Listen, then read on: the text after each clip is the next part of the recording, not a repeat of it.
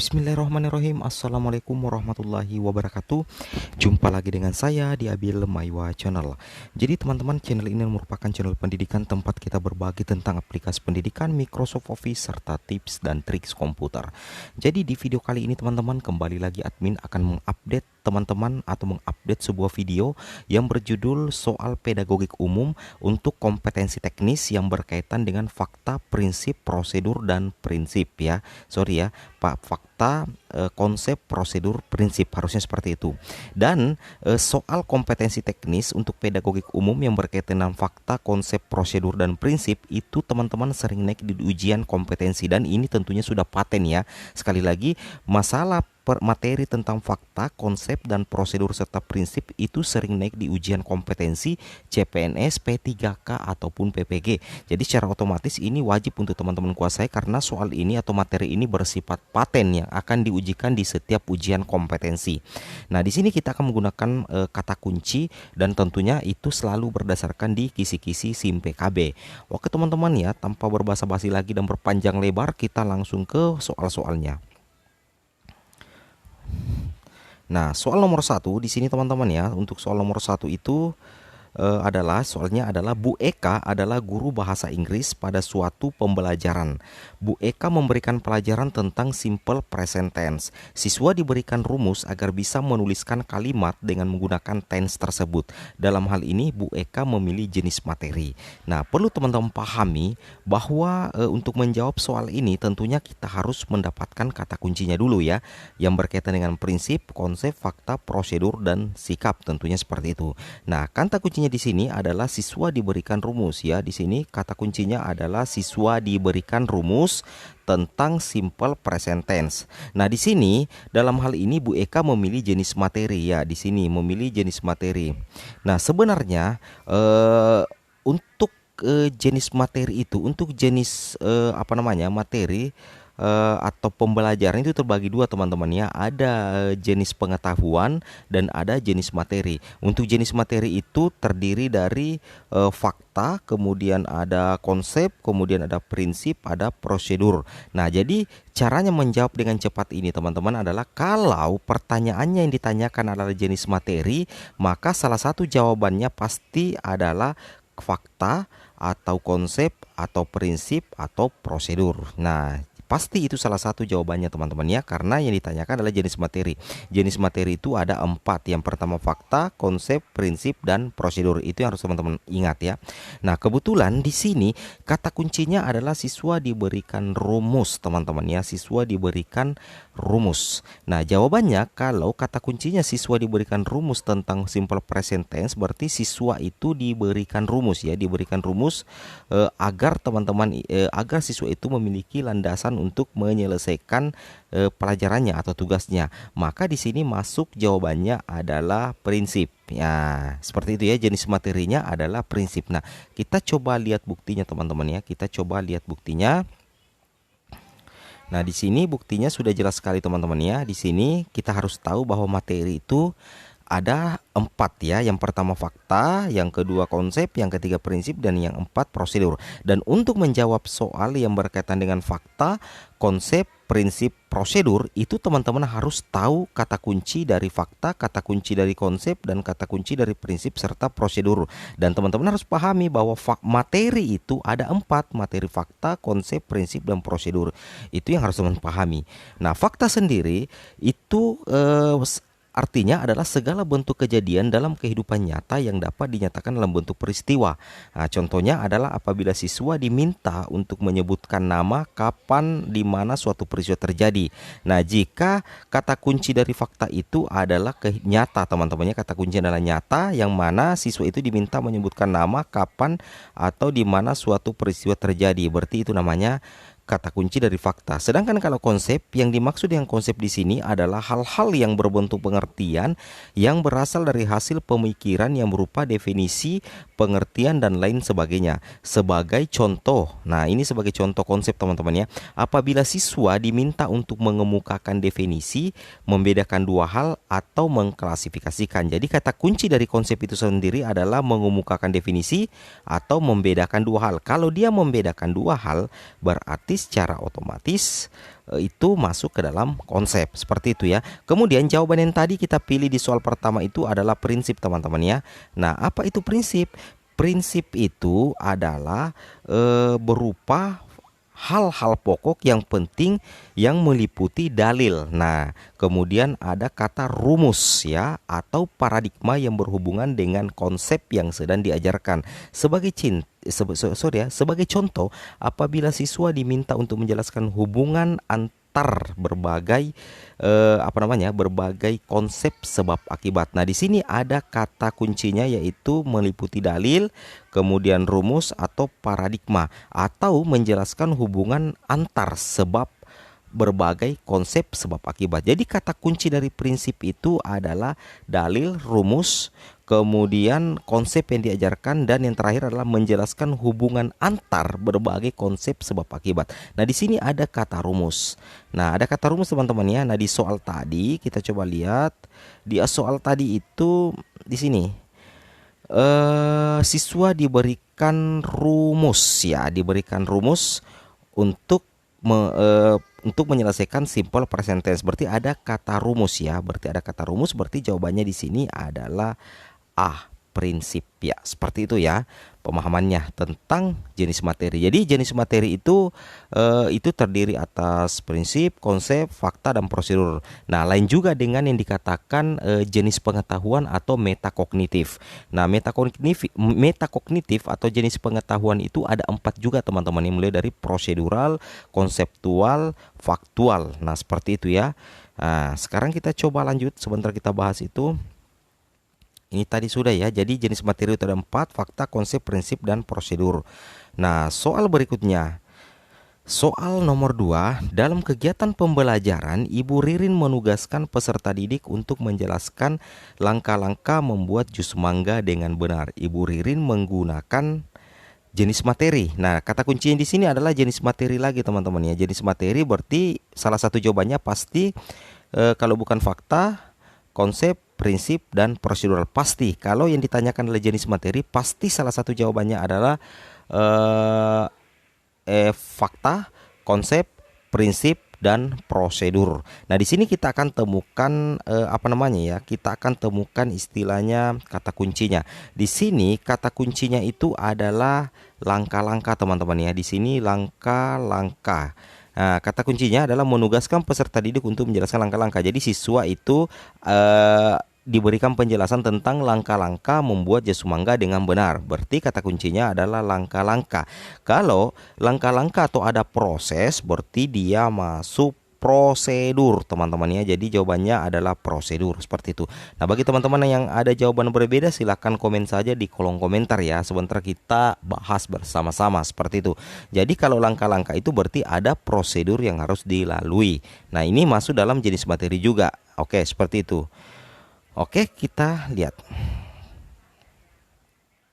Nah, soal berikutnya adalah di sini.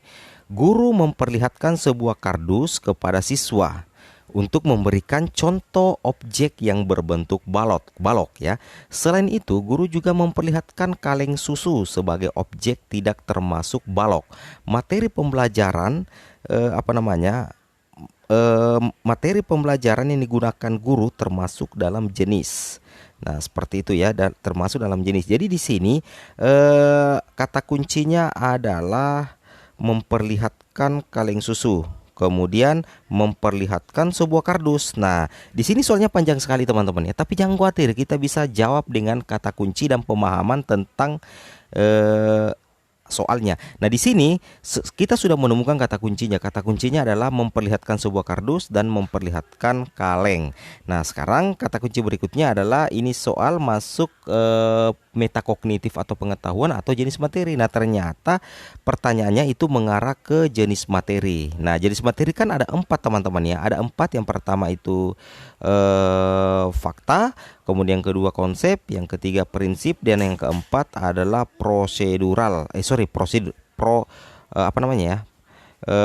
Prosedur. Nah, secara otomatis di sini kita akan mengeliminasi langsung ini yang D, prosedural. Prosedural kalau ada u al terakhirnya berarti dia masuk metakognitif atau istilahnya pengetahuan, berarti tidak masuk dalam jenis materi, berarti sudah dipastikan salah. Nah, di sini kalau kita perhatikan kata kuncinya memperlihatkan sebuah kardus, memperlihatkan kaleng susu, berarti ada semacam membedakan atau membandingkan dua hal. Di sini ada membedakan ya, membedakan sebuah kardus dengan membedakan kaleng susu. Berarti ada semacam membedakan dua hal atau membandingkan dua hal. Berarti kalau seperti itu ada perbandingan atau membedakan dua hal. Karena kata kuncinya seperti itu berarti dia masuk konsep teman-teman ya, dia masuk konsep seperti itu. Nah, alasannya bagaimana? Coba kita lihat di sini ya. Nah, alasannya seperti ini.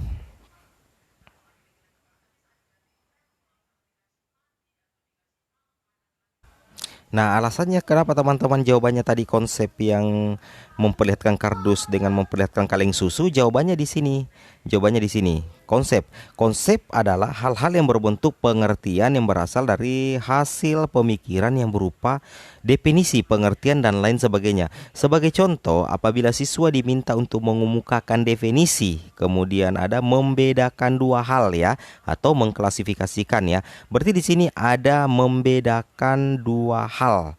Nah, berarti membedakan dua hal yang mana itu memperlihatkan kardus dan memperlihatkan kardus kaleng susu. Berarti di situ kan ada perbedaan ya. Ada membedakan dua hal antara kardus dengan kaleng susu. Maka jawabannya tentunya adalah konsep. Seperti itu ya. Mudah-mudahan teman-teman bisa memahami ya. Berarti jawabannya adalah konsep. Seperti itu teman-teman ya. Oke, kita lanjut. Nah, di sini kita lanjut dulu. Sebelum kita lanjut ke apa namanya pengetahuan atau faktual, di sini teman-teman harus pahami bahwa tadi untuk jenis materi itu ada empat. Yang pertama itu adalah fakta, yang kedua konsep, yang ketiga prinsip, dan yang keempat adalah prosedur. Nah, di sini ada lagi yang beda teman-teman. Ada yang dikatakan pengetahuan. Nah, ada yang dikatakan pengetahuan. Pengetahuan itu ada empat juga. Yang pertama itu pengetahuan faktual, yang kedua pengetahuan konseptual, yang ketiga pengetahuan prosedural, dan yang keempat itu adalah pengetahuan metakognitif.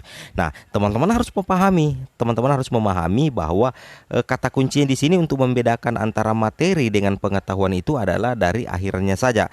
Kalau misalnya fakta, fakta itu masuk materi. Nah, sedangkan faktual itu masuk metakognitif atau pengetahuan karena diakhiri dengan huruf al. Jadi kalau huruf al semua maka itu masuk metakognitif atau pengetahuan. Berarti faktual, konseptual, prosedural dan metakognitif. Nah, sekarang kita coba cerna yang pertama, cerna masing-masing pengertiannya ya. Untuk pengetahuan faktual, pengetahuan tentang elemen-elemen yang terpisah dan mempunyai ciri-ciri tersendiri, potongan-potongan informasi. Pengetahuan faktual, pengetahuan terminologi dan tentang detail-detail dan elemen-elemen yang spesifik. Sedangkan pengetahuan konseptual adalah bentuk-bentuk pengetahuan lebih kompleks dan terorganisasi. Jenis pengetahuan ini mencakup pengetahuan tentang klasifikasi dan kategori, prinsip dan generalisasi, dan juga teori, model dan struktur. Kalau berkaitan dengan model dan struktur berarti masuk ke dalam konseptual seperti itu. Kemudian pengetahuan prosedural itu adalah pengetahuan tentang bagaimana ya seperti itu. Sedangkan pengetahuan metakognitif adalah pengetahuan mengenai kognisi secara umum. Itu untuk penjelasan dari keempat ranah pengetahuan teman-teman ya. Kalau untuk ranah materi kita sudah jelaskan tadi seperti itu. Oke, kita coba lanjut teman-teman ya. Dia soal yang berkaitan dengan faktual, konseptual, prosedural dan metakognitif. Kita lihat. Di sini ada contoh soalnya.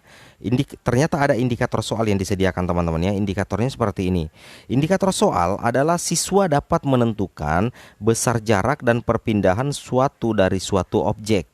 Nah, soalnya seorang anak berjalan 2 meter ke barat, kemudian belok ke selatan sejauh 4 meter, kemudian belok lagi ke timur sejauh 2 meter. Hitunglah perpindahan yang dilakukan anak tersebut. Nah, sekarang teman-teman, jawabannya di sini adalah kita lihat dulu dia masuk dimensi apa.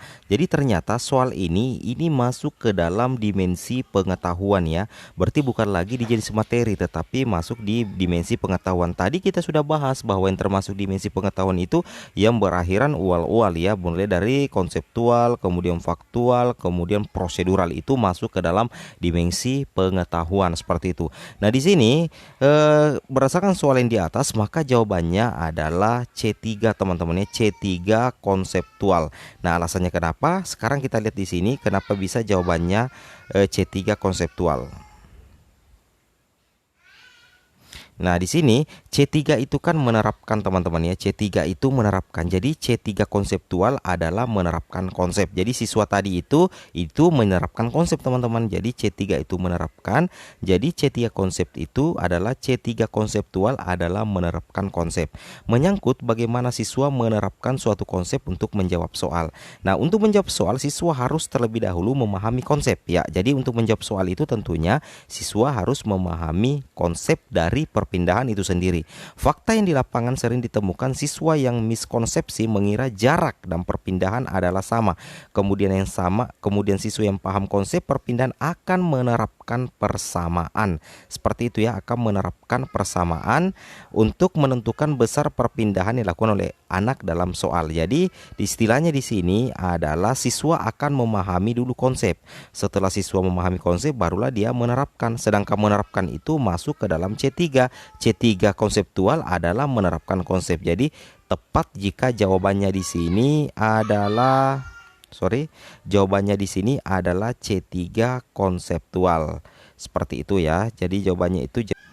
Nah, jadi sudah jelas bahwa jawabannya itu adalah C3 konseptual teman-teman ya. Nah, jadi siswa pertama-tama itu adalah memahami konsep dulu. Sesudah siswa memahami konsep yaitu menentukan besarnya, barulah dia menerapkan ya. Jadi di sini menentukan dulu, memahami, kemudian siswa itu menerapkan. Berarti dia masuk ke dalam ranah C3 konseptual seperti itu. Oke, kita lanjut lagi.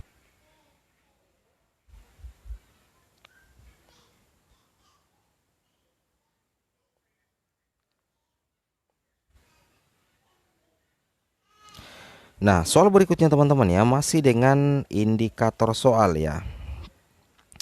Nah, indikator soal di sini siswa dapat merancang lintasan roller coaster ya dengan menggunakan hukum konservasi energi mekanik. Nah, di sini diberikan contoh soal ya teman-teman ya. Contoh soalnya di sini adalah seperti ini.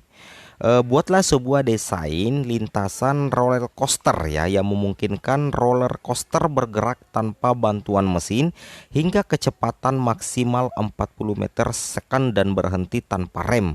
Soal di atas termasuk dimensi apa? Nah, di sini kita harus menemukan kata kuncinya. Kalau teman-teman tidak menemukan kata kuncinya, maka itu teman-teman akan sangat sulit untuk menjawab tipe soal yang seperti ini. Jadi kata kuncinya di situ adalah merancang ya, merancang lintasan ya. Jadi kata kuncinya di sini adalah merancang lintasan. Nah, ini kata kuncinya. Nah, perlu teman pahami bahwa kalau merancang lintasan itu atau merancang itu artinya adalah mencipta ya. Jadi kalau merancang itu berarti sama halnya dengan mencipta. Nah, jadi kalau mencipta itu berarti dia masuk di C6 konseptual. C6 konseptual itu adalah mencipta. Sedangkan kata kuncinya tadi adalah merancang ya, merancang lintasan berarti itu merancang ya, berarti mencipta, dia merancang berarti dia mencipta. Mencipta itu masuk C6 konseptual. Berarti jawabannya adalah A, C6 konseptual. Seperti itu teman-teman ya. Mudah-mudahan jelas ya. Nah, di sini ada penjelasannya ya. Penjelasan dari apa yang admin katakan tadi bahwa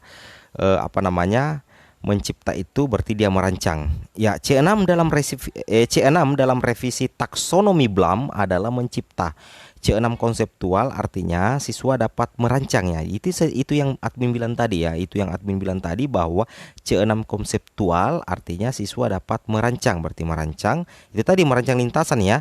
Kemudian merumuskan berarti bisa merumuskan juga ya. Harus diingat teman-teman ya bahwa C6 konseptual itu artinya siswa dapat merancang, kemudian bisa juga sama halnya juga dengan merumuskan atau membuat berdasarkan konsep.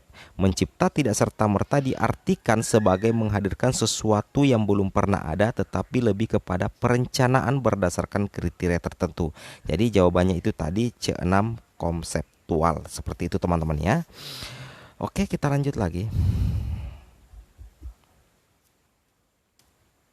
Nah, ini penjelasannya.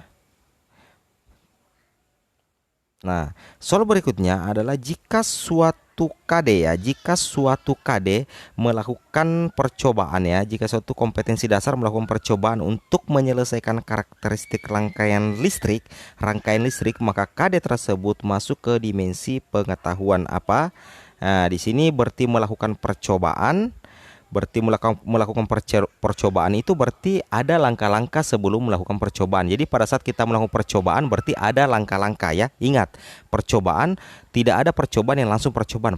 Pasti ada langkah-langkah yang kita lakukan pada saat melakukan percobaan. Berarti sudah jelas bahwa jawabannya adalah apa teman-teman. Silahkan komen di kolom komentar ya.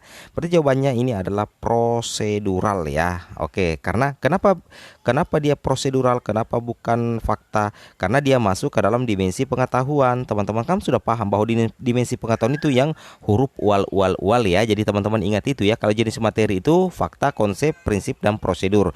Nah, kalau prosedural itu masuk dimensi pengetahuan. Kenapa prosedural jawabannya? Karena di sini ada kata kuncinya itu adalah percobaan ya, atau langkah-langkah ya. Seperti itu.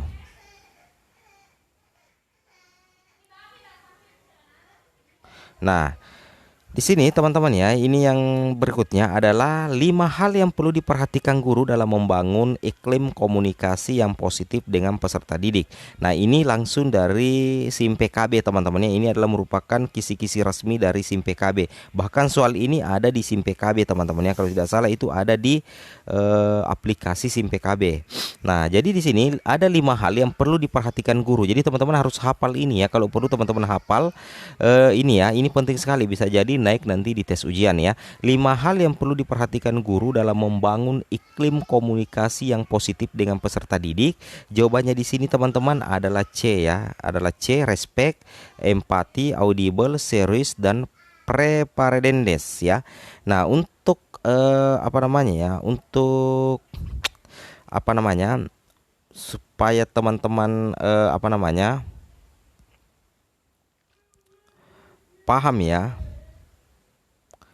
Oh, kayaknya bukan jawabannya ini teman-teman. Jawabannya ini ya, yang B ya. Kalau tidak salah, respect, empati, audible, clarity, dan humble ya. Sekarang kita coba lihat buktinya di sini ya. Kita coba lihat buktinya. Nah, ini buktinya, ini langsung dari SIM PKB teman-teman ya.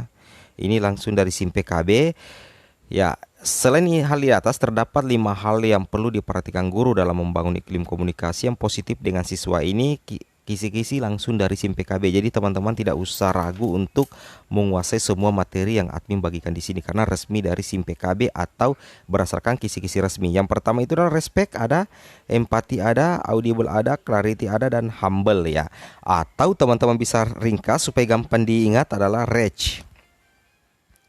Ya, reach ya. Nah, R itu berarti respect, kemudian E adalah empati, kemudian A itu audible, kemudian clarity, dan humble. Seperti itu teman-teman ya. Kemudian kita pindah ke soal berikutnya. Soal berikutnya adalah pada pendekatan saintifik ya. Pada pendekatan pembelajaran saintifik, keterampilan komunikasi siswa dapat dilihat dan diukur dinilai pada kegiatan di bawah ini kecuali. Nah, jadi di sini kata kuncinya adalah keterampilan komunikasi. Jadi kita lihat di sini yang bukan ya, yang kecuali keterampilan komunikasi. Semuanya ini sebenarnya saintifik teman-teman. Namun di sini semuanya berkaitan dengan komunikasi. Tetapi di sini kita coba yang tidak ada kaitannya dengan komunikasi atau keterampilan komunikasi, karena ada kata kecuali, berarti yang bukan keterampilan komunikasi di pendekatan pembelajaran saintifik.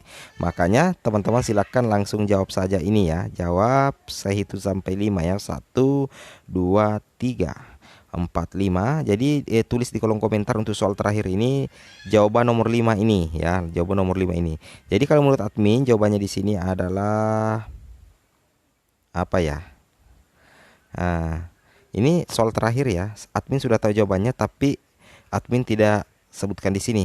Kita sebutkan di kolom komentar. Jadi silakan jawab dan jawab di kolom komentar untuk soal terakhir ini. Nah, seperti itu ya. Oke. Jadi saya tunggu jawabannya teman-teman ya. Admin tunggu jawabannya ya. Oke, assalamualaikum warahmatullahi wabarakatuh.